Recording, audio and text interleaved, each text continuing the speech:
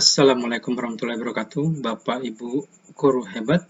Pada kesempatan ini saya akan menyampaikan tentang aksi nyata saya pada modul 1.4 budaya positif, yaitu kegiatan diseminasi budaya positif di sekolah dan pembuatan keyakinan kelas. Salam kenal, saya Nono Pujiono SPD, calon guru penggerak angkatan ke-8 dari Kota Bengkulu, dengan fasilitator yaitu Bapak Tri Haryono SPD MM dan pengajar praktik Ibu Musfirawati MPD. Berikut ini adalah rancangan tindakan aksi nyata saya pada modul 1.4 budaya positif di SMP Negeri 16 Kota Bengkulu.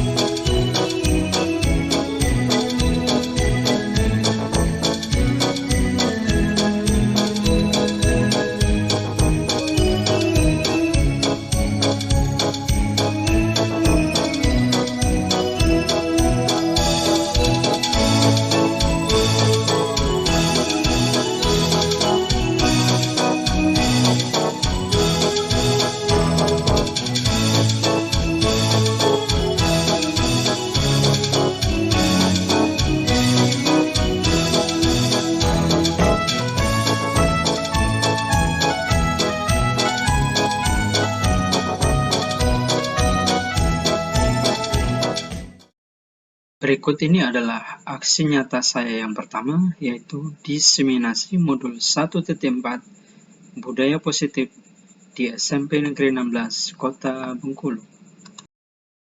Assalamualaikum warahmatullahi wabarakatuh. Yang terhormat Bapak Kepala Sekolah SMP Negeri 16 Kota Bengkulu, Bapak Ahirman SPD MTPD. Yang saya hormati Bapak Ibu Dewan Guru, tenaga pendidik dan tenaga kependidikan SMP Negeri 16 Kota Bengkulu. Dengan mengucapkan syukur Alhamdulillah atas segala nikmat dan karunia dari Allah Subhanahu wa Ta'ala yang telah dilimpahkan kepada kita semua, sehingga pada hari ini di ruang yang sederhana ini kita dapat berkumpul bersama dalam rangka kegiatan pengimbasan modul 1.4 budaya positif dari calon guru penggerak SMP Negeri 16 Kota Bengkulu angkatan ke-8 tahun 2023. Salawat serta salam kepada Nabi besar Muhammad Sallallahu Alaihi Wasallam sebagai suri teladan akhlakul karimah dan penyempurna ajaran Islam. Selanjutnya Bapak Ibu, saya sebagai pembawa acara pada hari ini sekaligus sebagai moderator kegiatan mengucapkan rasa terima kasih yang setinggi-tingginya kepada Bapak Ibu yang telah hadir di sini dengan penuh semangat dan kelapangan hati untuk mengikuti kegiatan kita pada siang hari ini. Adapun susunan acara yang akan kita lalui, yang pertama adalah pembukaan, yang kedua sambutan Bapak Kepala Sekolah, yang ketiga pemaparan materi, dan keempat penutup. Untuk membuka acara pada hari ini, marilah bersama kita melafazkan basmalah. Bismillahirrahmanirrahim. Semoga dengan membacakan lafaz basmalah, acara pada hari ini dapat berjalan lancar dan memberikan manfaat bagi kita semua. Amin. Acara yang kedua, sambutan dari Bapak Kepala Sekolah kepada Bapak Ahirman SPD MTPD. Disilahkan. Assalamualaikum warahmatullahi wabarakatuh. Alhamdulillah wa syukurillah wa la hawla wa la quwwata illa billah. Bapak Ibu yang saya hormati, saya senang dan bangga hari ini guru penggerak saya bilang guru penggerak, nggak ada lagi C-nya. Nah, kalau C ini kalau abadi nanti calon terus. Mudah-mudahan kita doakan Pak Nono sukses, selalu sehat. Jika ada hambatan, halangan, rintangan, dipermudah segala urusannya. Berikan petunjuk dalam rangka masyarakat tugas-tugas sekarang, pertama telah menyelesaikan mengambil estafet guru penggerak. Jadi kita doakan mudah-mudahan sekali lagi dikabulkan oleh Allah Subhanahu Wa Taala. Selawat serta salam kita terangkan pada junjungan kita Muhammad Sallallahu Alaihi Wasallam. Allahumma sholli ala Muhammad wa ala ali Muhammad. Masuk pada permasalahan materi modul 1.4 guru penggerak yang sedang berlangsung atas nama Pak Nono Pujiono SPD. Sekarang dia sedang akan mengimbaskan, namanya adalah budaya positif. Kalau saya bilang ini berbaik sangka, berbaik sangka, mudah-mudahan menanamkan nilai-nilai budaya positif seperti ini, ya kita semakin bersinergi, bersemangat, bersatu dalam rangka melaksanakan tugas keseharian kita. Sebab kalau kita berburuk sangka, terus pikiran kita akan terkuras di situ, Bapak dan Ibu. Akhirnya terhambat program rencana-rencana ide-ide cemerlang kita dalam rangka berkreasi untuk memajukan pendidikan khususnya di Kota Bengkulu ini. Maka sekarang kita atas nama lembaga institusi SMP Negeri 16 Kota Bengkulu, sekali lagi kepada Pak Nono kita ucapkan terima kasih. Mudah-mudahan ilmu yang didapat selama dalam pendidikan atau kepelatihan guru penggerak ini dapat diimbaskan kepada teman-teman semuanya. Sekali lagi kepada kita semua, ikuti kegiatan ini secara baik. Mudah-mudahan apa yang direncanakan oleh narasumber nanti sekali lagi dapat membuahkan hasil yang maksimal, gitu ya. Dan terakhir dari saya, selalu mensupport kawan-kawan semua. Kita buka acara pengimbasan modul 1.4 guru penggerak dengan tema budaya positif secara resmi saya nyatakan dibuka. Terima kasih, berbanyak maaf. Ikuti kegiatan ini dengan baik. Mudah-mudahan bermanfaat untuk kita semua. Assalamualaikum warahmatullahi wabarakatuh.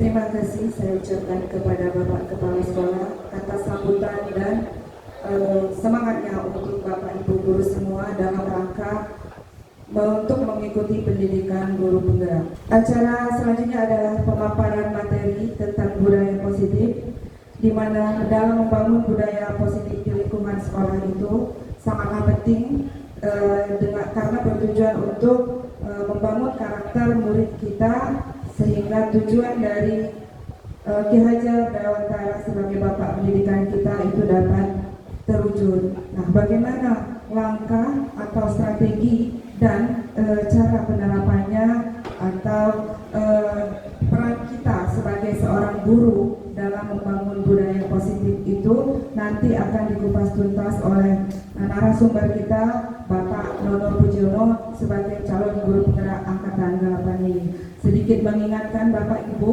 kemarin kita sudah melakukan kegiatan berbagi praktik baik tentang keyakinan kelas yang merupakan salah satu cikal bakal dalam kita menerapkan dan melahirkan budaya positif di lingkungan sekolah kita.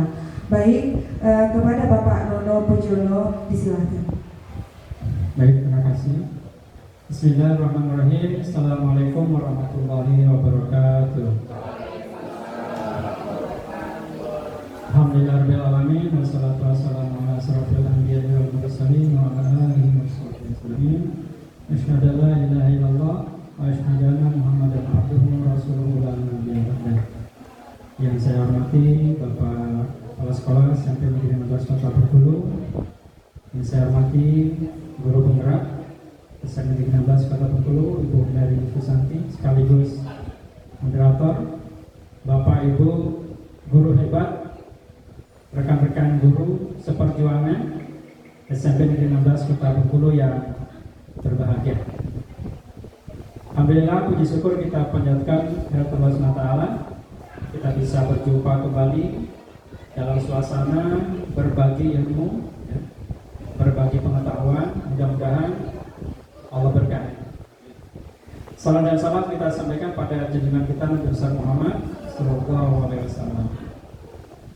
Bapak Ibu sekalian, saya tegaskan saya bukan narasumber. Saya hanya berbagi saja, sharing nanti sifatnya. Kebetulan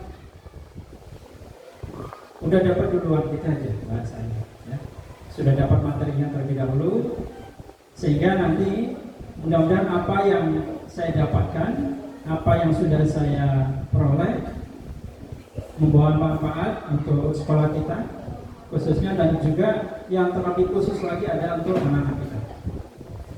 Izin berdiri, Pak. Ya.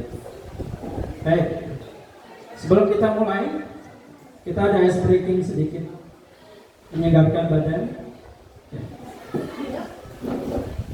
Are you ready? Ready. Hai. Halo. Halo, hai. Baik. Ikuti gerakan saya. Ice breaking-nya, Marina menari di menara, di atas menara. Silakan berdiri Bapak Ibu.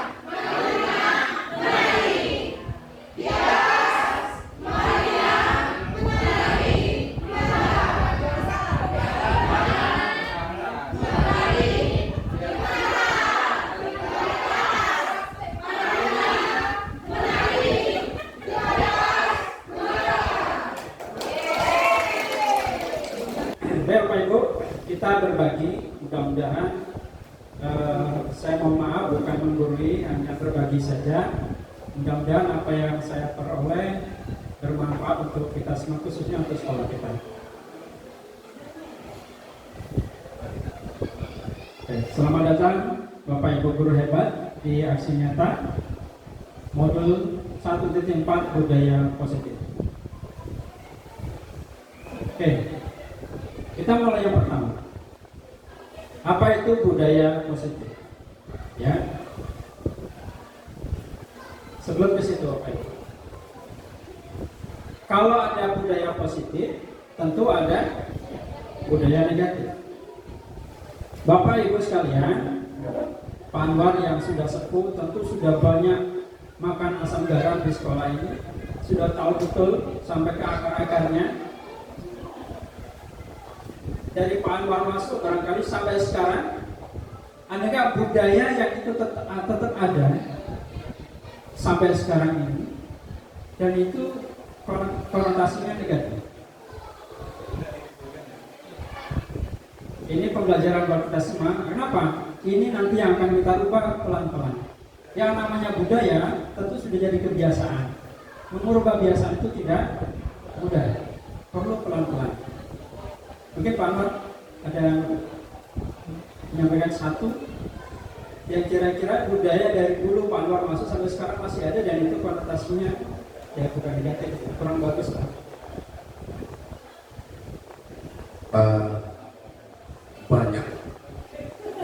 Banyak sekali. Ya, tapi kan harus saya buka banyak. Banyak dimulai dari satu. Kita dari zaman tahun 2007, setelah kita mengenal adanya etika, masuk ke sekolah itu dengan menyapa guru dengan salam cium tangan. Nah, salam cium tangan pun banyak modelnya, Pak. Ada yang mencium menggunakan kening, ada yang pipi, ada yang hidung. Nah, satu. Yang kedua, budaya sampah sebenarnya memungut sampah itu sudah ada lama. Ya. Dan itu ternyata itu tidak bisa berjalan ketika tidak ada pengawasan. Yang mengawasi nggak ada, yang menjalankan juga tidak berjalan. Dua, apa sudah disebut semua? Nah, yang ketiga, masuk keluar jam belajar itu selalu menjadi kendala. Bisa penyebabnya siswa, ada sebabnya siswa. Ternyata ketika saya tanya kenapa tidak masuk, nak, Pak Purno belum ada atau belum datang. Nah, ini mungkin kita semua punya salah di sana. Gurunya lambat datang, anaknya lambat datang, waktunya sudah masuk. Siapa yang salah? Apa waktunya kurang diperpanjang? Dan semuanya. Apa cukup 3, Pak? Kalau banyak mungkin 3 hari 3 malam belum selesai. Terima kasih. Terima kasih Pak Anwar. Satu terkait budaya salam, ya, itu macam-macam ya. Ada di kening, ada yang di pipi, ada di hidung. Nah, terus ada tentang sampah, satu lagi tentang masuk dan keluar kelas. Dari Ibu yang senior ini ada Bu As, ada Bu Eti, ada memberikan 1 atau 2 Bu? Ibu As? Oke. Mungkin dari pengalaman Ibu selama di 16, budaya yang negatif yang masih ada dari Ibu masuk sampai sekarang, kira-kira ada? Apa sudah terwakili Pak Anwar?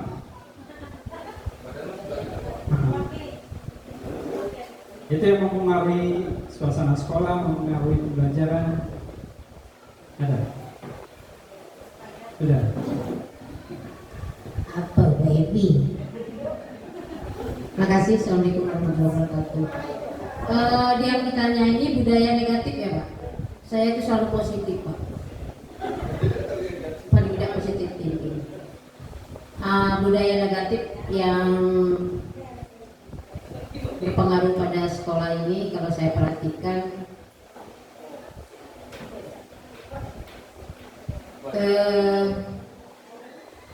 membuang sampah sembarangan kali ya. Jadi para siswa kita walaupun sudah kita sampaikan sampai saat sekarang mereka mungkin selalu membuang sampah tidak pada tempatnya. Itu budaya negatifnya. Kemudian yang kedua berimbas pada Dewan Guru juga, budaya negatif pada Dewan Guru juga ada jam pelajaran belum habis pulang di rumah, negatif. Ya, dua. Yang ketiga, kalau tadi pulangnya duluan, ini datangnya belakangan, juga negatif. Yang keempat, budaya negatifnya belum ada yang ingin tahu, itu hanya beberapa rekan yang ingin masuk untuk memperbaiki dirinya. Saya perhatikan hanya orang-orang itu. Jadi keinginan untuk maju itu masih kurang isi nampak. Itu aja Pak, terima kasih. Terima kasih pada Bu As dan Pak Anwar. Ya. Masih seputar sampah, seputar masuk dan keluar kelas. Kemudian tadi terkait dengan yang ingin maju, ya. Memang untuk maju itu harus dari diri sendiri betul. Ya. Oke, baik. Sekarang kita definisikan apa itu budaya positif. Ya. Budaya positif adalah nilai-nilai, keyakinan-keyakinan dan kebiasaan-kebiasaan di sekolah yang berpihak pada murid agar murid dapat berkembang menjadi pribadi yang kritis, penuh hormat dan bertanggung jawab. Tadi dicontohkan oleh Pak Anwar dan Bu As tentang keluar dan masuk kelas yang tidak tepat waktu. Kira-kira itu berpihak ke murid nggak Bapak Ibu? Tidak. Yang dirugikan murid atau kita? Murid. Ya. Hak murid dia udah pagi-pagi bangun pagi, mungkin udah sarapan dan seterusnya, datang ke sekolah. Hak anak untuk mendapatkan pelajaran. Sementara kita terlambat, masuk terlambat, keluarnya juga cepat. Jadi kita tidak berpihak pada murid. Nah, imbasnya ke depan, kalau kita terus seperti itu, mungkinkah kita menghasilkan murid yang kritis, cerdas, pintar? Mungkin iya, tapi mungkin lambat waktunya. Penuh hormat. Mungkin Bapak Ibu, bayangkan kita saat SD, SMP, atau SMA, kita lebih hormat mana? Guru yang tepat waktu masuknya dan yang lambat-lambat.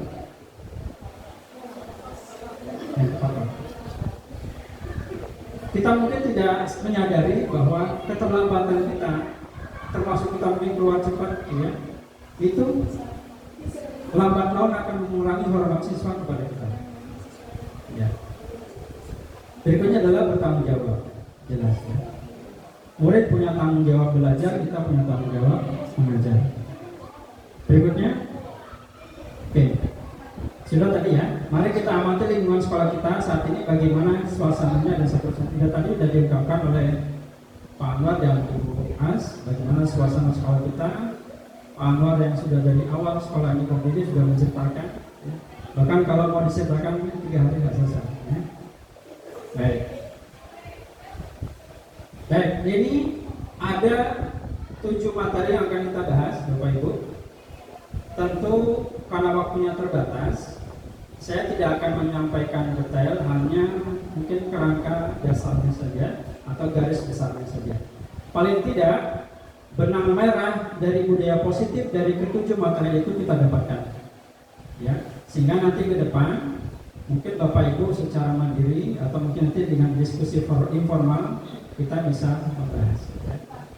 Yang kita bahas pertama adalah perubahan paradigma belajar, dan kita akan bahas disiplin positif dan kebutuhan dasar manusia, motivasi perilaku manusia, posisi kontrol guru, keyakinan kelas, dan segitiga restitusi. Baik, kita mulai pertama. Pembelajaran dengan paradigma baru merupakan pembelajaran yang dirancang berdasarkan prinsip pembelajaran berdiferensiasi, sehingga para peserta didik belajar sesuai kebutuhannya berdasarkan tahap perkembangan sesuai teori psikologi modern untuk mewujudkan profil pelajar Pancasila. Jadi di kurikulum Merdeka, Bapak Ibu sekalian, kalau dulu kita kenal mungkin pembinaan karakter atau penguatan karakter, sekarang materinya sama, isi sama, hanya perubahan bahasa saja, yaitu profil pelajar Pancasila dengan 5 dimensi yang sudah sama-sama kita ketahui. Ya. Itu paradigma pertama yang harus kita bahas. Kemarin sudah saya sampaikan bahwa kita harus pelan-pelan, Bapak Ibu. Selama ini barangkali kita mengajar tidak memperhatikan gaya belajar siswa. Di tahapan kita dalam kurikulum Merdeka ada 2 asesmen, Bapak Ibu. Pertama, asesmen diagnostik, itu terkait dengan pemahaman siswa dengan materi kita, dengan pelajaran kita. Yang kedua, asesmen non diagnostik, itu salah satunya terkait dengan gaya belajar siswa. Sehingga dari mengenal gaya belajar siswa, kita bisa mengetahui treatment apa, gaya belajar apa yang bisa kita terapkan ke murid. Ya, selama ini mungkin kita menyamaratakan. Ya, gitu.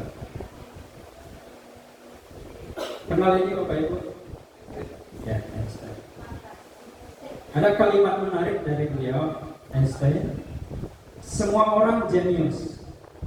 Tapi jika Anda menilai ikan dari kemampuannya memanjat pohon, maka seumur hidup dia akan mempercayai bahwa dirinya bodoh. Ini siswa drop out. Dia mungkin terbelakang di kelasnya. Satu lagi Bapak Ibu mungkin kenal Thomas Alva Edison. Murid terbunuh di kelasnya sehingga dia dikeluarkan dari sekolah. Tapi apa prestasinya? Kita sama-sama tahu. Kenapa? Sekolahnya belum menemukan bakat, minat, mungkin potensi pada anak tersebut, sehingga kita mengatakan kamu bodoh. Ada siswa yang secara linguistik dia pintar, bahasa Indonesia maupun bahasa Inggris pintar, karena mungkin dia gaya belajarnya kinestetik.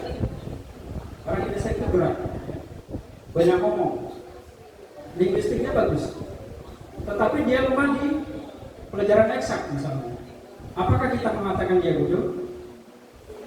Itu barangkali selama ini paradigma kita seperti itu. Semuanya harus bisa dengan pelajaran saya. Sebelum hafal semua siswa harus bisa.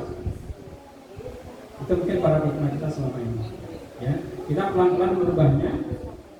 Ya, karena target kita mungkin ada KKM segala macam. Ya paling tidak kita membantu siswa. Ya mungkin ada yang 90, 70 paling enggak ya. Jadi siswa mungkin ada yang nilainya tinggi, ada nilainya rendah. Tidak harus semuanya tinggi. Ya. Baik. Itu jadi paradigma yang harus kita rubah. Yang pertama adalah terkait dengan pembelajaran. Ya, kita rubah. Berikutnya, dalam materi budaya positif yang harus kita rubah adalah teori kontrol. Bagaimana kita mengendalikan siswa. Ilusi guru mengontrol murid. Bapak Ibu, benarkah kita bisa mengontrol murid? Teori ini bisa diterapkan ke murid, bisa juga diterapkan ke anak kita, Bapak Ibu.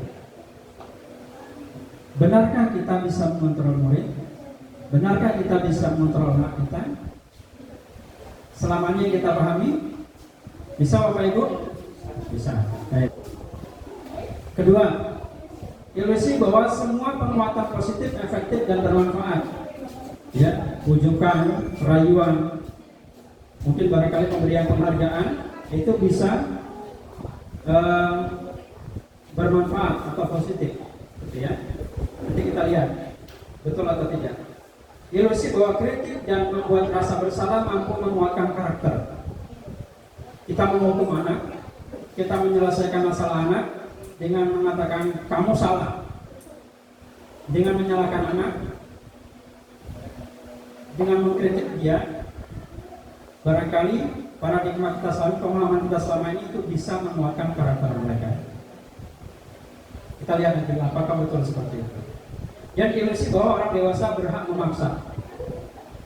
Penjelasan seperti ini Bapak Ibu. Ya. Paradigma lama, ini yang akan kita rubah Bapak Ibu. Paradigma lama kita, ilusi bahwa guru bisa mengontrol murid. Pada dasarnya kita tidak dapat memaksa murid untuk berbuat sesuatu jikalau murid tersebut memilih untuk tidak melakukannya. Walaupun tampaknya guru sedang mengontrol perilaku murid, hal demikian terjadi karena murid sedang mengizinkan dirinya dikontrol. Ilusi berikutnya adalah ilusi bahwa semua penguatan positif efektif dan bermanfaat. Penguatan positif atau bujukan adalah bentuk-bentuk kontrol. Segala usaha untuk mempengaruhi murid agar mengulangi suatu perilaku tertentu adalah suatu usaha untuk mengontrol murid tersebut. Dalam jangka waktu tertentu, kemungkinan murid tersebut akan menyadarinya dan mencoba untuk menolak bujukan kita, atau bisa jadi murid tersebut menjadi tergantung pada pendapat sang guru untuk berusaha. Ilusi bahwa kritik membuat orang merasa bersalah dapat menguatkan karakter. Menggunakan kritik dan rasa bersalah untuk mengontrol murid menuju pada identitas gagal. Mereka belajar untuk merasa buruk tentang diri mereka. Mereka mengembangkan dialog diri yang negatif. Berikutnya, ilusi bahwa orang dewasa memiliki hak untuk memaksa. Banyak orang dewasa yang percaya bahwa mereka memiliki tanggung jawab untuk membuat murid-murid berbuat hal-hal tertentu. Apapun yang dilakukan dapat diterima selama ada sebuah kemajuan berdasarkan sebuah pengukuran kinerja. Pada saat itu pula orang dewasa akan menyadari bahwa perilaku memaksa tidak akan efektif untuk jangka waktu panjang dan sebuah hubungan permusuhan akan terbentuk. Ya. Kita memaksa anak, mungkin anak kita, mungkin murid kita, mungkin dia dalam jangka pendek dia tahan. Tapi lama-kelamaan dia akan menyadari seiring dengan umurnya semakin dewasa, dia tidak akan lagi taat, bahkan bisa menimbulkan permusuhan, termasuk dengan anak kita. Oke. Nah, itu paradigma lama kita. Sekarang, bagaimana kita merubahnya? Ini pelan-pelan Bapak. Karena paradigma ini, pemikiran, mindset itu mungkin tidak mudah, tapi kita pelan-pelan saja. Dan nanti bisa. Stimulus respon itu adalah paradigma lama Bapak Ibu. Paradigma barunya adalah teori kontrol. Realitas kebutuhan kita sama. Kita menganggap murid semuanya sama, kebutuhannya sama, sehingga kita memperlakukannya sama. Paradigma yang baru adalah realitas kebutuhan kita berbeda, murid itu butuhnya berbeda. Semua orang melihat hal yang sama. Kita anggap kalau punya persepsi, punya pendapat, orang lain seolah-olah ya persepsi saya yang benar, pendapat saya lah yang benar, karena itulah seharusnya seperti itu.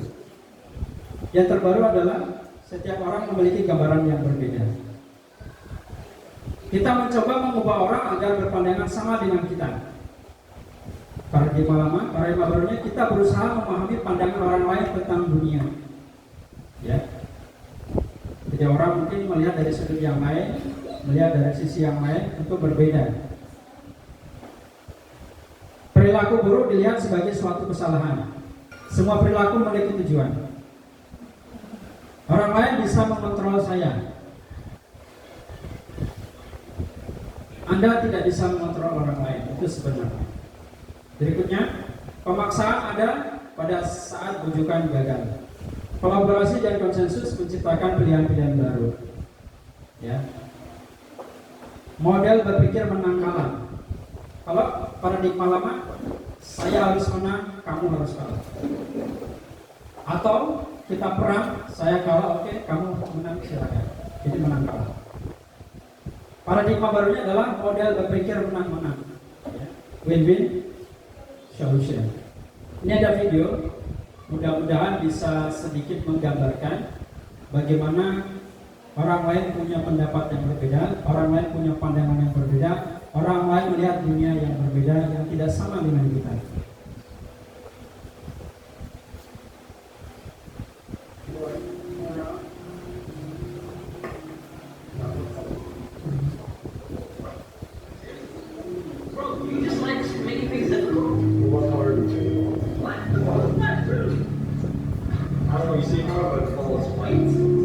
Without looking at the ball, which is the ball to the plate.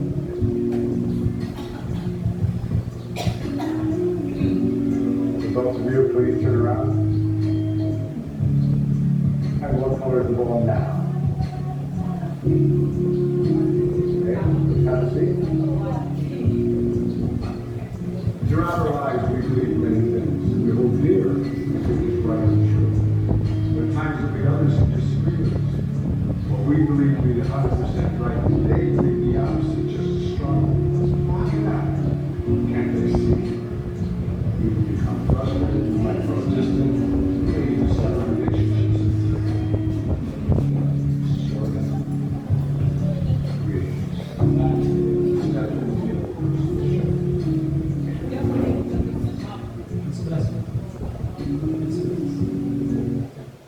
Baik. Itu Bapak Ibu.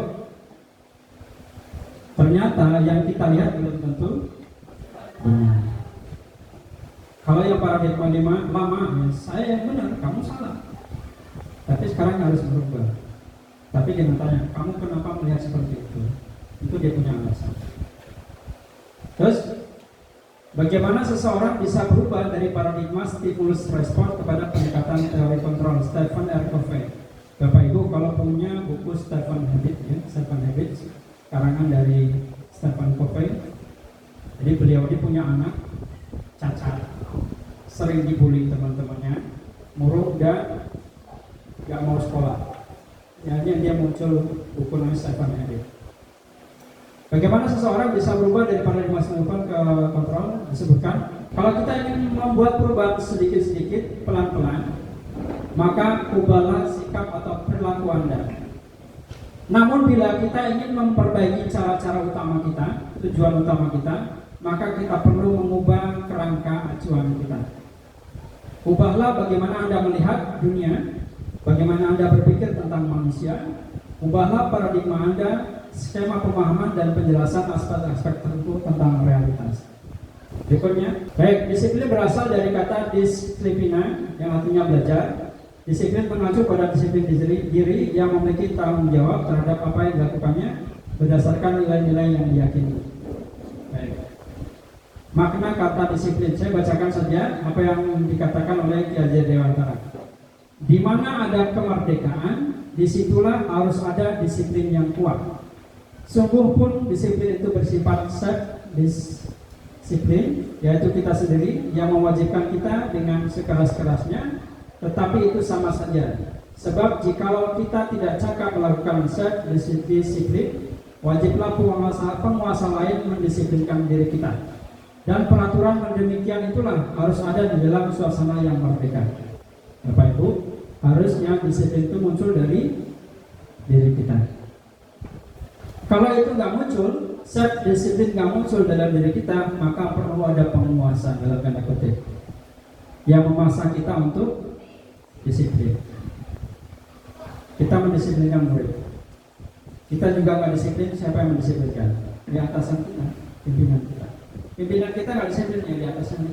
Tapi apakah harus mau seperti itu terus? Ya, kita nggak akan maju-maju. Kalau disiplin kita karena ditekan oleh penguasa, kita nggak akan pernah, termasuk sekolah kita. Lalu kita sebagai pendidik, peran kita apa? Tujuan kita apa? Tujuan kita adalah menciptakan peserta didik yang memiliki disiplin diri sehingga mereka berperilaku mengacu kepada nilai-nilai kebajikan universal dan memiliki motivasi intrinsik dalam perubahan perilaku ke arah yang lebih baik. Disiplin positif merupakan salah satu cara penerapan disiplin yang bertujuan untuk menumbuhkan kesadaran serta memberdayakan peserta didik tanpa imbalan penghargaan, reward, ancaman atau hukuman. Ini materi ketiga, kebutuhan dasar manusia. Kebutuhan dasar manusia adalah segala sesuatu yang kita lakukan untuk mendapatkan apa yang kita inginkan. Seluruh tindakan yang kita lakukan memiliki tujuan tertentu, dan semua usaha terbaik yang kita lakukan adalah dalam rangka agar kebutuhan dasar kita terpenuhi dengan baik. Ya. Ada 5 kebutuhan dasar kita, Bapak Ibu. Pertama, bertahan hidup atau survival. Berikutnya adalah kebutuhan akan rasa kasih sayang dan rasa diterima. Bapak Ibu, ada yang merasa nggak diterima di sekolah ini? Ada yang nggak merasa diperhatikan temannya di sekolah, guru kita? Ada yang merasa mungkin dicuekin? Ya. Kalau merasa seperti itu, berarti kebutuhan kita adalah kebutuhan rasa kasih sayang dan rasa diterima oleh teman kita. Kita masuk ke satu komunitas atau satu tempat kerja yang baru, tapi kita nggak diterima. Rasanya gimana, Bapak Ibu? Kebayang ya? Enak. Kemudian kebutuhan kebebasan. Ya, kita perlu bebas, ya, tentunya terbatas. Kebebasan yang bagaimana nanti kita bahas. Kesenangan, refreshing, kita perlu hiburan, ya. Dan penguasaan, ya. Nah, itu 5 kebutuhan dasar manusia bertahan hidup apa? Makanan, pakaian, tempat tinggal, keamanan, kesehatan. Ya, ini kebutuhan dasar. Rasa kasih sayang dan rasa diterima, dipedulikan, berbagi, kerjasama, menjadi bagian dalam kelompok. Ya. Penguasaan, harga diri, keinginan untuk dianggap, memimpin, berprestasi, diakui, didengar. Penguasaan itu barangkali lebih dekat ke anak-anak muda kita mungkin dengan bahasanya ego. Dia pengen diakui. Keakuannya pengen dilihat orang lain. Penguasaan. Dalam implementasi berbagai macam. Ya.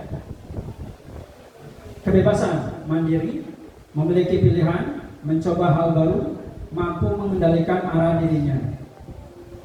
Berikutnya kesenangan. Kesenangan apa? Bermain, humor, antusiasme, tertawa, termasuk mungkin piknik dan sebagainya.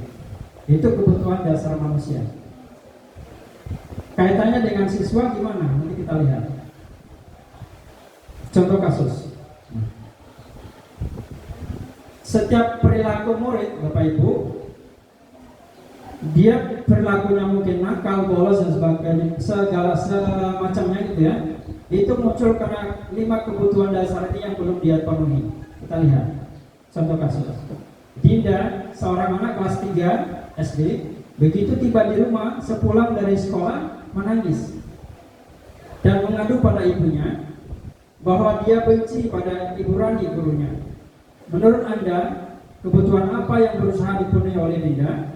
Jika jawabannya seperti ini, bila Anda berada dalam posisi Ibu Rani dan mendengar informasi dari ibunya, Dinda tentang perasaan Dinda hari itu, apa yang akan Anda lakukan pada Dinda besok ketika Dinda masuk ke sekolah agar kebutuhan Dinda terpenuhi? Ya, intinya Dinda itu punya masalah. Oke. Kalau ada jawaban Dinda, Ibu guru bilang, aku tidak boleh bersenandung sewaktu mengerjakan tugas. Katanya kelas harus tenang, tidak ada suara, kan nggak seru jadinya. Ini kasih sayang, kebebasan, penguasaan, atau hiburan Bapak Ibu. Tadi kita lihat kebebasan, bertahan hidup, kasih sayang, penguasaan, kebebasan, atau kesenangan. Kebutuhan apa Bapak Ibu? Kesenangan. Nanti kita lihat. Kalau jawaban Dinda, Ibu guru tidak menyapaku hari ini, padahal aku pakai jepit rambut baru. Kasih sayang, perhatian. Ya. Dia butuh perhatian. Maaf. Aku bosan. Masa belajarnya cuma gitu-gitu aja, dengerin Ibu guru aja, ceramah terus. Kebutuhan bermain, kebebasan. Aku sebel, gambarku tidak rapi, malah Ibu guru nunjukin ke teman-temanku di depan kelas. Kebutuhan perhatian. Kita lihat Bapak Ibu, jawabannya apa? Maaf, sebentar. Ya. Ini jawabannya Bapak Ibu. Sebentar. Mana tadi?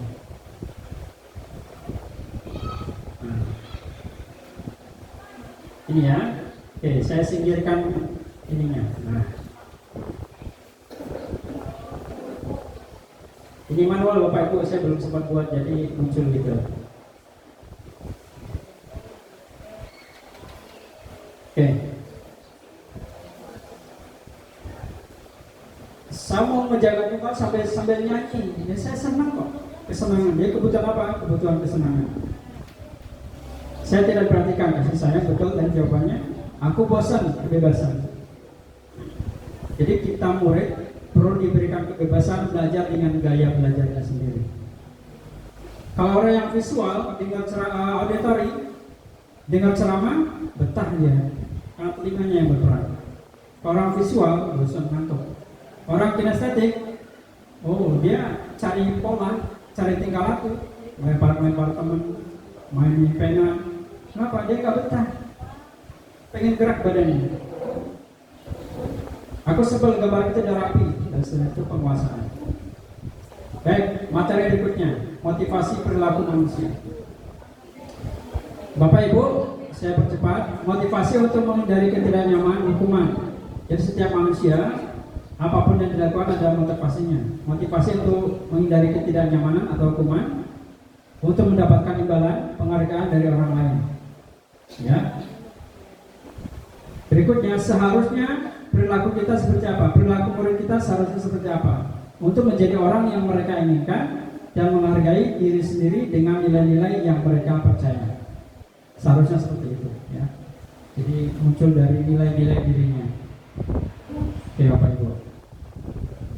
Oke. Motivasi perilaku manusia. Motivasi merupakan dorongan yang timbul pada diri seseorang secara sadar atau tidak sadar untuk melakukan suatu tindakan dengan tujuan tertentu. Ya, menghindari ketidaknyamanan dan hukuman. Murid melakukan disiplin diri karena ia takut dihukum. Ini merupakan motivasi ekstrinsik dari luar. Mendapatkan imbalan atau penghargaan dari orang lain. Murid melakukan disiplin diri karena ia ingin mendapatkan imbalan. Ini merupakan motivasi intrinsik. Menghargai nilai-nilai kebajikan diri sendiri. Murid melakukan disiplin diri karena sadar akan nilai kebajikan dirinya. Ini merupakan motivasi intrinsik. Ya, Bapak Ibu pernah ngasih penghargaan ke anak? Penghargaan itu positif atau negatif? Positif. Jangka pendeknya positif, tapi jangka panjangnya negatif. Anak jadi tergantung. Dia mau melakukan sesuatu kalau ada penghargaan. Untuk motivasi awal, mungkin kita ngasih ranking, ngasih imbalan setiap semester. Di jangka pendek bagus. Termasuk ke anak kita lah, dalam perilaku apapun jangka pendek bagus. Tapi lama-kelamaan dia akan tergantung. Dia tidak akan lakukan sesuatu kalau nggak ada penghargaan. Jadi munculnya ketergantungan dan itu negatif. Baik, terakhir berikutnya 5 posisi kontrol guru. Nah ini terkait dengan kita. Ya, anak bertingkah pola macam-macam. Kebutuhannya apa? Dia mungkin suka bolos, suka ribut di kelas, suka macam-macam. Seharusnya posisi kita sebagai guru sebagai apa? Untuk menghadapi murid-murid yang demikian. Pertama, sebagai penghukum.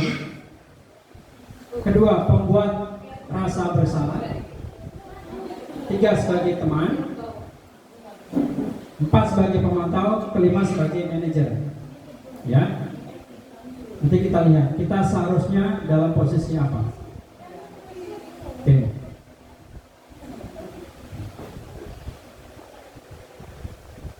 Contoh dalam posisi penghukum, ya. Guru kalau dia dalam posisi penghukum, dia menghardik, menunjuk-nunjuk, menyakiti, menyindir, itu menghukum. Pembuat rasa bersalah, berceramah, menunjukkan kecewaan di dalam, ya. Teman membuat alasan-alasan untuk murid-muridnya. Pemantau menghitung dan mengukur, manajer mengajukan pertanyaan-pertanyaan. Contoh kalimatnya, penghukum, kalau kamu tidak melakukannya, saya akan apa? Akan pukul kamu, ya. Akan saya keluarkan kamu. Itu penghukum. Pembuat rasa bersalah, kamu sudah mengecewakan bapak dan ibu. Jadi membuat anak itu terus merasa bersalah. Teman, lakukan demi bapak ibu. Ya sudah, nanti bapak ibu bantu bereskan. Jadi posisi kita setara dengan murid. Pemantau, apa peraturannya? Apa konsekuensinya? Apa yang telah kamu lakukan? Apa yang terjadi sekarang? Jadi kita pemantau. Jadi kalau ada murid melakukan pelanggaran, nah, apa pelanggaran kamu? Terus kalau pelanggarannya A, sekolah kita sanksinya apa? Sanksinya ini, sebatas itu. Itu pemantau. Kalau dia posisi manajer, apa yang kita yakini? Apa kamu meyakini hal tersebut? Kamu meyakininya? Maukah kamu memperbaikinya? Kalau kami memperbaikinya, jadi kira-kira hal tersebut akan menggambarkan tentang apa? Tentang dirimu. Kalau posisi manajer, ini ada kaitannya dengan keyakinan kelas yang kita buat, Bapak Ibu. Ya. Oke, nanti kita sampai di materi itu. Lanjut. Hasil. Kalau kita dalam posisi penghukum, anak itu akan jadi pemberontak, pendendam, menyalahkan orang lain. Ya, membuat rasa bersalah, menyembunyikan, menyangkal, berbohong. Teman, ketergantungan. Kalau dia posisi pemantau, kita menyesuaikan bila diawasi. Kalau tidak diawasi, dia melanggar terus. Manajer mengeluarkan watak atau karakter. Contoh penerapan 5 posisi kontrol guru.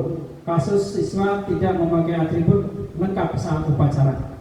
Jadi ada siswa tidak lengkap upacara, mungkin topinya, mungkin dasinya.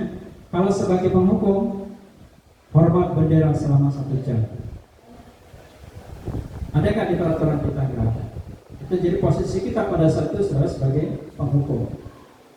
Pembuat rasa bersalah, berapa kali bapak ibu harus beritahu kamu selalu saja mengecewakan bapak ibu. Itu kita pembuat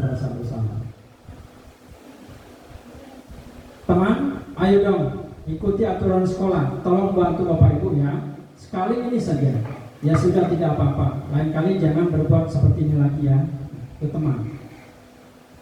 Pemantau, kamu sudah melanggar peraturan sekolah. Kamu tahu konsekuensinya? Setelah upacara kamu beli atributnya ke koperasi dan jangan diulangi lagi. Jadi kita memberikan sanksi atau konsekuensi sesuai dengan peraturan sekolah. Kalau posisi kita manajer, apakah kamu tahu kesalahanmu? Kira-kira bagaimana kamu memperbaiki kesalahanmu? Jadi ada diajak diskusi. Oke. Saya kecewa sekali dengan kamu. Ini posisi apa Bapak Ibu? Pembuat rasa bersalah. Kamu tidak pernah benar melakukannya. Pengotor.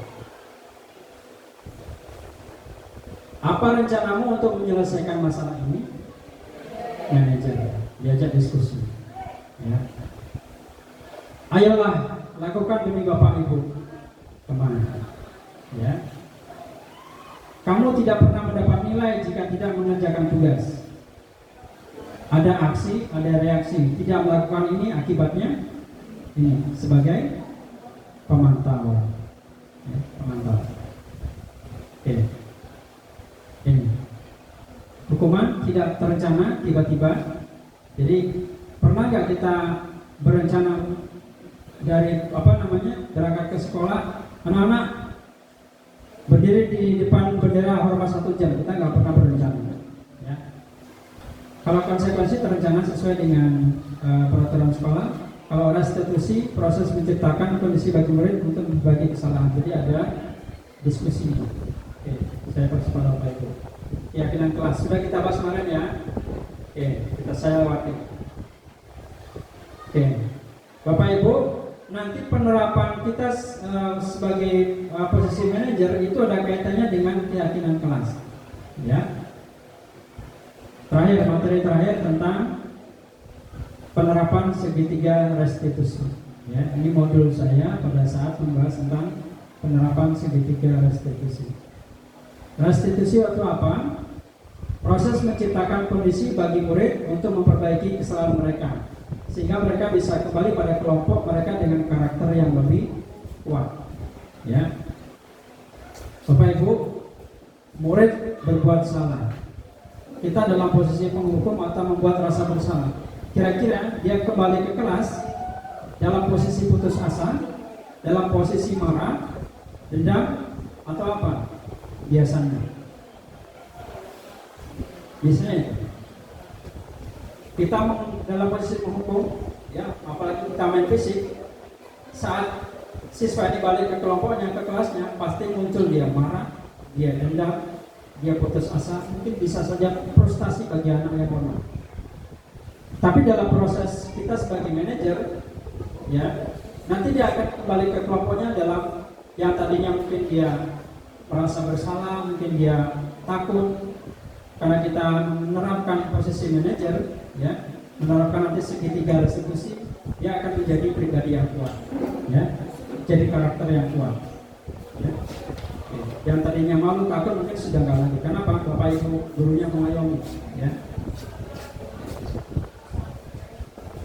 Restitusi membantu murid menjadi lebih memiliki disiplin, memiliki tujuan, disiplin positif, dan memulihkan dirinya setelah berbuat salah.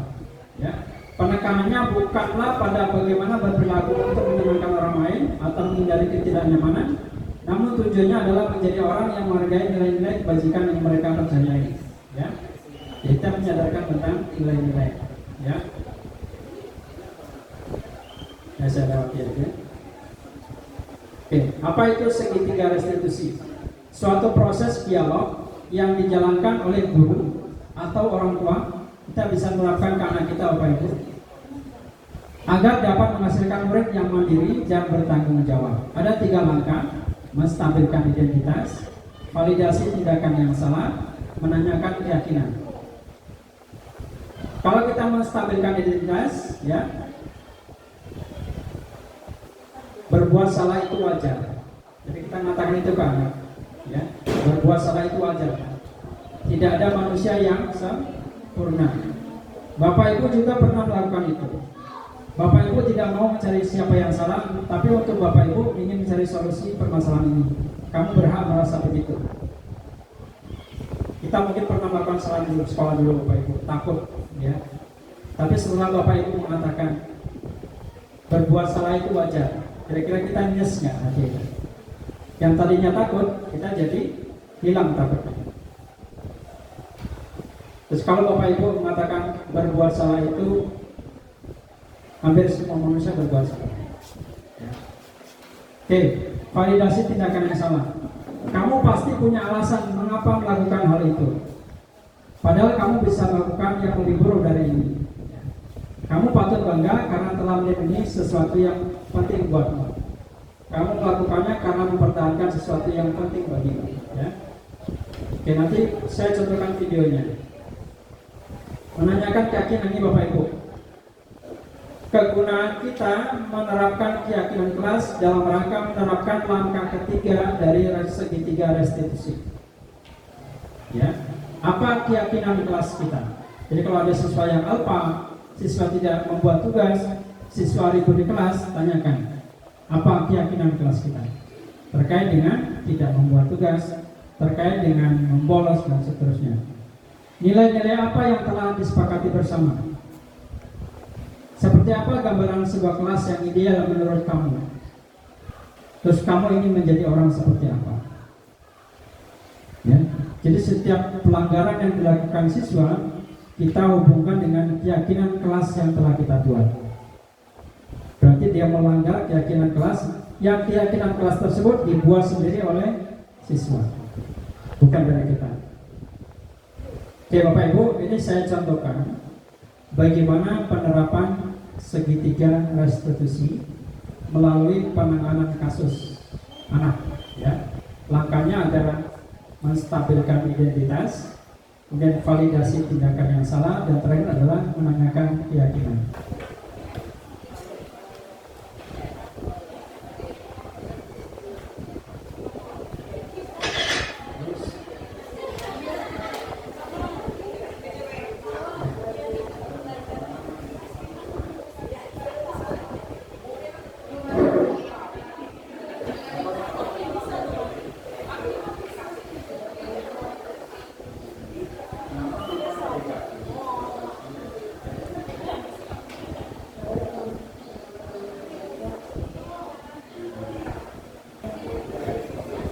Baik, Bapak Ibu, dalam video ini saya terangkan saja karena nggak dengar ya.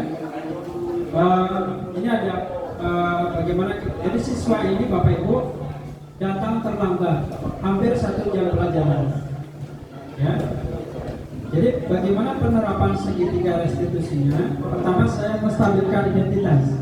Saya nanyakan, Noval, kenapa kamu tadi pagi terlambat masuk jam Bapak?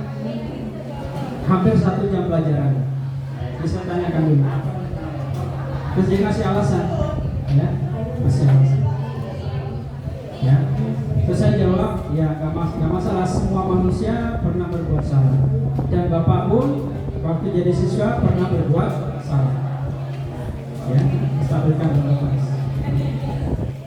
Dan validasi tindakan yang salah, yaitu tadi semua manusia pasti pernah berbuat salah. Dia menanyakan keyakinan, ya. Novel terlambat masuk ke sekolah karena tadi malam begadang. Kamu sudah melanggar keyakinan kelas kita yang mana? Jawaban Novel, keyakinan kelas adalah komitmen terhadap waktu. Ya. Kemudian saya tanyakan apa yang seharusnya Novel lakukan supaya tidak terulang. Jawabannya adalah saya tidak akan lagi bermain HP terlalu malam, supaya saya bisa bangun pagi dan tidak terlambat lagi masuk ke sekolah. Baik, itu saja Bapak Ibu yang bisa saya sampaikan. Baik, itu saya kembalikan ke Bu Mary selaku moderator. Saya Iris. Assalamualaikum warahmatullahi wabarakatuh. Baik.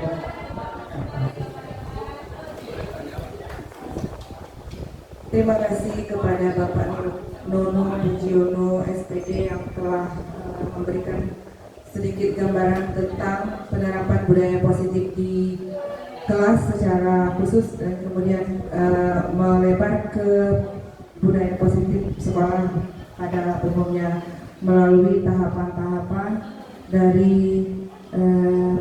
pemahaman kita terhadap 5 kebutuhan manusia, yaitu kalau dalam sekolah ini berarti 5 kebutuhan murid kita. Jadi idealnya kita memahami bahwa anak ini butuhnya apa gitu. Tentu saja dari 30 kurang lebih 36 siswa mungkin yang ada di ruang kelas kita itu kan tidak semuanya yang butuh perhatian yang sangat khusus gitu. Jadi ada beberapa murid mungkin yang membutuhkan perhatian lebih, baik itu dari persoalan pembelajaran ataupun di luar itu. Jadi setidaknya kita memahami bahwa apa yang terjadi pada anak murid kita, kenapa dia bersikap demikian, ada hubungannya dengan pemenuhan kebutuhan. Nah, ketika anak melakukan atau tindakan atau perbuatan yang menurut kita melanggar tata tertib atau menurut kita tidak seperti yang kita sepakati di sekolah atau di kelas, berarti bagaimana caranya kita mengajak anak ini dengan posisi yang pernah disampaikan tadi. Apakah sebaiknya ini diberi treatment dalam posisi penghukum, atau kita menjadi teman, atau cukup menjadi pemantau, atau harusnya kita itu menjadi seorang manajer. Posisi yang terbaik itu adalah posisi manajer sebenarnya. Oke, baik Bapak Ibu, untuk sesi berikutnya dibuka sesi tanya jawab, mungkin untuk 1 sesi saja ya Pak Anwar, atau bagaimana? Oke, baik, terima kasih kepada Pak Anwar, disilakan. Baik, Pak Bu Dari, ada yang sedikit mau saya tanyakan berkenaan dengan keyakinan kelas. Keyakinan kelas ini materinya kemarin dikasihkan khusus kepada wali kelas tadi, semuanya. Kebetulan saya tidak kurang paham waktu. Jadi yang saya tanyakan begini Pak, keyakinan kelas itu kan ada semacam kesepakatan kelas, ya kan? Kesepakatan kelas tentang hal-hal yang positif untuk kelasnya. Sementara kita ini ada 20 kelas dengan motivasi latar belakang yang berbeda untuk menentukan keyakinan kelasnya. Yang pertama, keyakinan kelas harus tidak bertentangan dengan tata tertib sekolah. Kemudian yang kedua, keyakinan kelas ini dengan latar belakang yang berbeda, maka imbasnya pun akan berbeda. Maksud saya, contohnya begini, kelas 7A dia lebih ditekankan kepada penghijauan misalnya. Kelas 7B tentang kebersihan kelasnya, tentang 7 yang lain, misalnya tentang keterlambatan kedisiplinan. Nah ini nanti kan bisa menghasilkan hal-hal yang berbeda, tetapi sesuai dengan keyakinan kelas masing-masing, tetapi tidak berlaku untuk satu sekolah. Sedangkan di satu sisi kita punya tata tertib. Nah, walaupun nanti sama, tapi nanti bisa saya lebih ke tata tertib sekolah kata kelas A. Kata kelas B, saya lebih mengedepankan tentang sampah, kebersihan dan seterusnya. Nah, menurut saya mungkin ada bagaimana cara menyikapi untuk menentukan keyakinan kelas ini sehingga nanti bisa dipadukan, bisa untuk berlaku untuk seluruh. Terima kasih Pak. Baik, terima kasih, pertanyaan yang sangat bagus Bapak. Jadi bagaimana kita mensinkronkan antara peraturan atau keyakinan kelas dengan tata tertib sekolah. Saya bacakan sedikit tahapan penentukan keyakinan kelas. Dia bersifat abstrak, berupa pernyataan universal, dibuat dalam pernyataan positif, sedikit saja agar mudah diingat, sesuai dengan kondisi kelas dan sekolah, sehingga mudah diterapkan.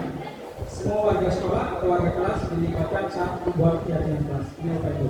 Saya jelaskan dulu pertanyaan Pak Anwar. Idealnya Pak Anwar, antara tata tertib atau peraturan sekolah dengan keyakinan kelas itu tidak bertentangan. Dan saya yakin tidak akan bertentangan. Karena proses awalnya dalam kita membuat keyakinan kelas, Bapak Ibu yang sudah membuat keyakinan kelas, yang kita sebut keyakinan kelas itu kalimat positifnya atau nilai-nilainya. Saya tanya. Awalnya kan kita buat peraturan dulu tuh, kasih kertas ke anak, zaman ini tidak boleh itu, dilarang ini. Terus kita rubah ke kalimat positif. Isinya jangan datang terlambat. Positifnya datang tepat waktu. Itu kan nilainya apa di situ terkandung? Kedisiplinan katanya. Yang dimaksud keyakinan kelas itu kalimat positifnya atau nilainya? Kalimat positifnya atau nilainya? Oke, yang disebut keyakinan adalah nilainya. Ilustrasinya seperti ini Bapak Ibu. Saya pada waktu memberikan penyampaian tentang keyakinan kelas, saya mencontohkan tentang orang pakai helm. Kita pakai helm karena apa Bapak Ibu? Peraturan lalu lintas bagi yang menggunakan kendaraan roda 2 wajib menggunakan helm. Itu peraturan. Kalimat positif bisa juga di situ. Tapi itu sudah merupakan keyakinan? Belum. Ada orang pakai helm karena takut polisi, takut ditilang. Jadi kalau nggak ada polisi atau dia pakai motor di kompleks atau di perumahan, nggak pakai helm, berarti belum keyakinan. Kalau sudah dalam bentuk keyakinan, apa? Pakai helm supaya apa Bapak Ibu? Supaya selamat. Jadi kalau kita sudah menyadari dalam diri kita bahwa saya kemanapun harus pakai helm, karena untuk keselamatan saya, khususnya kepala saya. Kalau kita kemana-mana selalu pakai helm, berarti itu sudah menjadi sebuah keyakinan. Kalau belum, berarti belum. Sangat dimungkinkan keyakinan kelas ada dua bentuk berbeda, sangat mungkin. Kenapa? Peraturan yang kita buat di awal adalah aspirasi siswa, datang dari siswa sendiri. Tapi mungkin perbedaan, saya sudah 3 kelas mengadakan keyakinan kelas Bapak. Hampir seluruhnya sama. Tetapi poin beda 1-2 yang merupakan ciri khas kelas tersebut. Misal, dilarang mencontek. Karena teman-temannya tahu kelas ini banyak yang mencontek. Ada itu. Tapi di kelas lain nggak ada. Terus ada kelas lain saya buat keyakinan kelasnya dilarang makan, dilarang makan di dalam kelas. Karena kelas tersebut kalau pas belajar ada beberapa yang makan dan seterusnya. Tapi secara umum itu sama, paling perbedaan 1-2 dan itu sangat dimungkinkan. Dan itulah keindahan dari kelas kita, ya. Oke, tentu bagaimana supaya tidak bertentangan dengan peraturan tata tertib sekolah? Ya, tata tertib peraturan itu kalau di undang-undang ada amandemen. Apakah tata tertib peraturan sekolah dari zaman Bahala Pak Anwar harus sama terus? Tidak, kita sesuaikan. Tentu karena konsekuensinya berasal dari siswa sendiri, ya dia akan lebih bagus kalau dari siswa sendiri. Dan nanti insya Allah nanti mungkin disesuaikan ya, bisa mereka peraturan kelas, setiap kelas apa, kemudian konsekuensinya apa. Itu jadi bahan untuk nanti memperbaiki tata tertib dan peraturan sekolah sehingga sempurna. Kalau yang piket nanti menanyakan ini hukumannya apa. Dan dimungkinkan juga hukumannya variatif sesuai dengan keyakinan kelas masing-masing. Tapi dalam penerapan segitiga institusi kita tanyakan, nah kamu melanggar keyakinan kelas kamu yang mana? Terus hukuman di kelas kamu apa kalau begini? Itu bisa kita jelaskan. Gitu ya? Itu yang bisa saya jawabkan. Atau ada lagi yang dipertegas? Oke. Baik. Yang lain? Ya, silakan. Bismillahirrahmanirrahim. Assalamualaikum warahmatullahi wabarakatuh. Tadi saya disinggung oleh Pak Nono, Bapak ngantuk, tapi saya merekam semua Pak. Saya ingin yang mulai dari ekstrim tadi Pak. ada satu teori Einstein yang tidak bagus Pak. Walaupun dia dapat Nobel. Dia waktu meraih Haji Nobel yang saya baca, dia dijodohkan dengan Ratu Jerman. Apa jawab dia? Kalau aku menikah denganmu, anakku sebodoh aku, secantik kamu. Apa titik yang kita ambil di situ? Berarti Einstein juga pintar babbling, ya kan? Nah, kembali ke apa konsep Bapak tadi, memang banyak Pak perlu dibenahi Pak. Yang pertama, kita menerima murid aja itu harus diseleksi dulu. Saya melihat IT, orang tuanya diwawancara, artinya ada kerjasama. Kalau pukul 7 sampai 12 itu hak saya Pak di sekolah. Di rumah jam tidurnya, main HP-nya itu harus berperan. Saya sudah belajar Pak, belajar jadi teman, belajar jadi orang tua, ya. Jadi sulit Pak itu. Yang kedua Pak, kebijakan kita nih Pak. Kebijakan sama tadi kata Pak, belum ada penguatan, seperti disiplin saja. Ini mohon rekan-rekan, kalau kena ke diri saya tidak tahu menilai ya. Kepedulian dengan kita ada siswa, kadang-kadang itu misalkan seperti TU Pak, panggil Pak Roni anak itu, kan Pak Roni yang lebih kenal. Saya sedang suruh angkat itu. Nah dari situ aja saya pikir dia tidak menciptakan rasa sama memiliki, sama ada. Jadi itulah Pak cerita. Makanya saya waktu nggak diterima SIGIP itu saya mau tulis itu Pak. Karena kami dengan Pak Wali orang lapangan, bukan banyak baca. Jadi, nah itu Pak. Jadi masalah kedisiplinan betul Pak. Namanya Pak Dewan Toro aja mencontohkan. Apa yang pernah saya baca di agama itu, kalau menyuruh orang ibadah itu kita duluan. Nah kata peribahasa, kalau kita menyuruh anak seperti kita memandikan seekor kambing, bukan mandikan seekor kerbau. Kalau kerbau digiring turun, kalau kambing mau ditarik baru turun. Yang kedua Pak, latar belakang anak-anak kita ini, kalau yang seperti yang Bapak contohkan tadi, video tadi kan hanya anak-anak yang bernalar, berpikiran kritis. Nah, anak kita itu beda. Nah, kita. Yang keduanya, salah kebijakannya kita ini wajib belajar. Jadi kita nggak mau hasilnya mau jadi apa, wajib belajar dulu. Nah itulah sehingga terapan kepada mendidik dan mengajar itu nggak ada bedanya. Nah itulah sehingga kadang-kadang guru ini antipati. Ya. Biarlah ada yang berpikiran seperti di Indonesia ini nggak betul.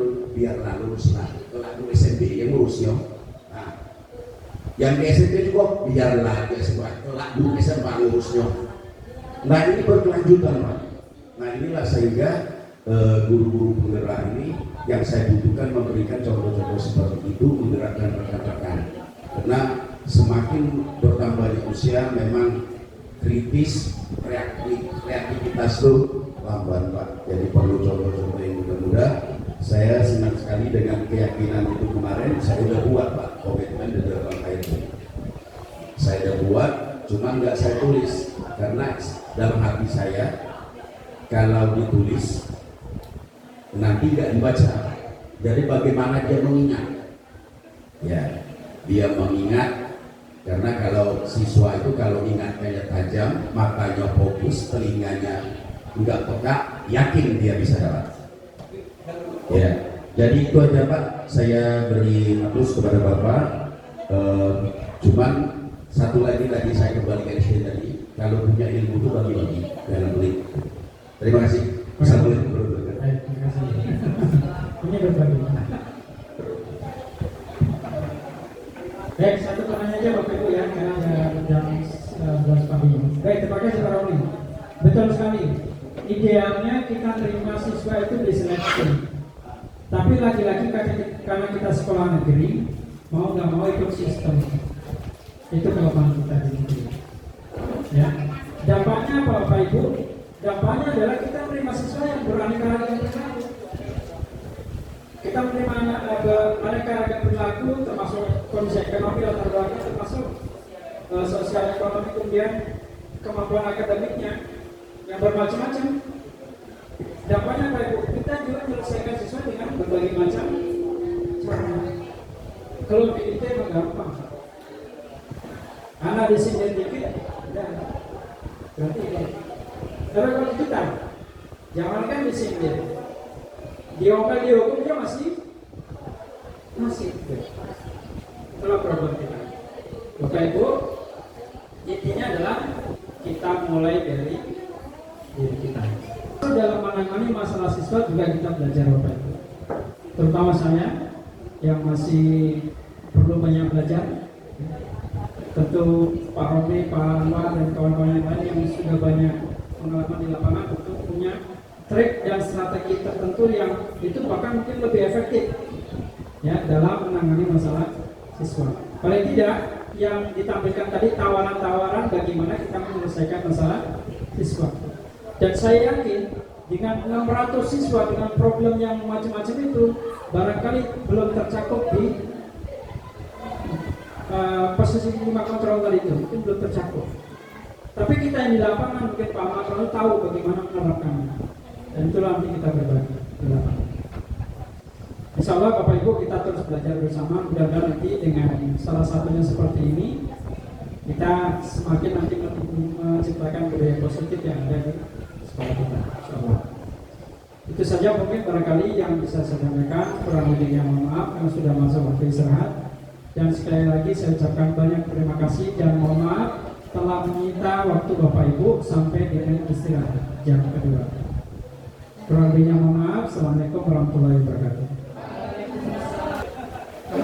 Baik, terima kasih Bapak Ibu semuanya. Alhamdulillah hari ini kegiatan kita berjalan lancar dan respon Bapak Ibu serta perhatiannya juga sangat tinggi. Begitu saja Bapak Ibu, demikian acara kita pada hari ini. Mohon maaf atas kesalahan saya sebagai moderator. Kepada Allah saya mohon ampun. Terima kasih saya ucapkan setinggi-tingginya. Wabillahi taufiq wal hidayah. Wassalamualaikum.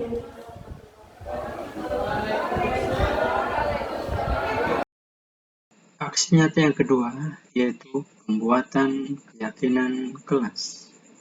Selamat menyaksikan. Semuanya, Assalamualaikum warahmatullahi wabarakatuh.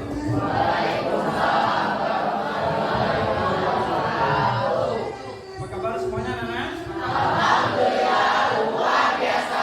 Allahu Akbar. Semangat ya ini ya. Udah sarapan semuanya?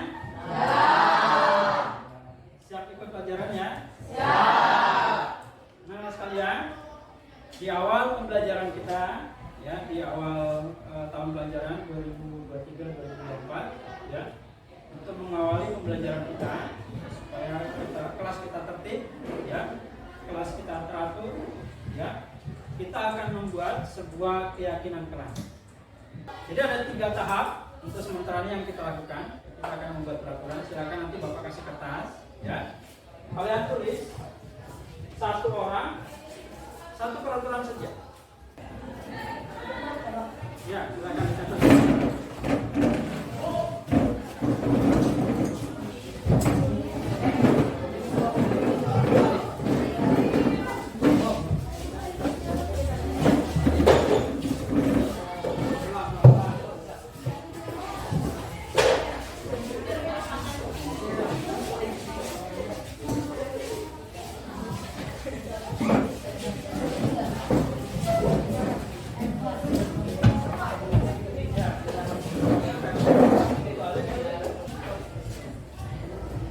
Jangan membuang sampah sembarangan.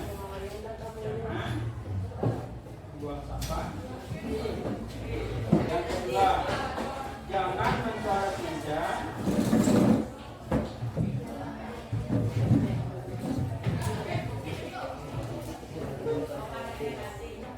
Jangan mencoret meja dengan pena atau ini rekapan peraturannya. Yang tertulis di depan itu masih berupa kalimat negatif. Kalimat negatif itu ada kata-kata jangan, ada kata-kata tidak boleh, ada kata-kata dilarang. Nah, sekarang kita akan merubahnya menjadi kalimat positif.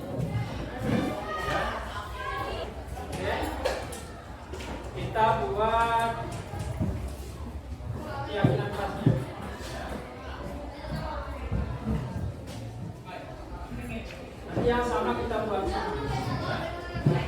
Buanglah sampah pada tempatnya. Apa nilai yang terkandung di situ? Gak bersih.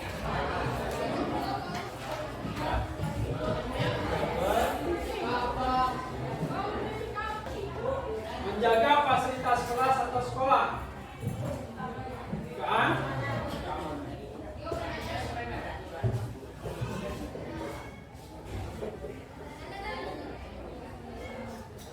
Ya. Saling menghargai sesama amir teman. Nilainya mana? Yang menghargai ya. Saling menghargai.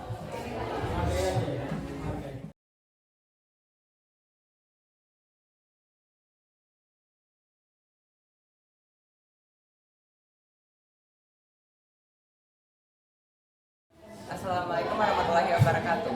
Perkenalkan, nama saya Edi Bawele, saya dari kelas 9A. Setelah saya mengikuti pemilihan keyakinan kelas, saya akan melakukannya dengan penuh kesadaran. Karena pemilihan keyakinan kelas tersebut atas pilihan kami sendiri. Wassalamualaikum warahmatullahi wabarakatuh. Assalamualaikum warahmatullahi wabarakatuh. Perkenalkan, nama saya Dr. Mica dari kelas 9A. Saya di sini telah mengikuti kegiatan memilih keyakinan kelas dan saya dengan kesadaran diri akan mengikuti keyakinan kelas tersebut karena kegiatan ini berasal dari kami sendiri. Assalamualaikum warahmatullahi wabarakatuh. Demikian video aksi nyata saya pada modul 1.4 tentang budaya positif. Terima kasih. Salam guru penggerak, bergerak, menggerakkan. Wassalamualaikum warahmatullahi wabarakatuh.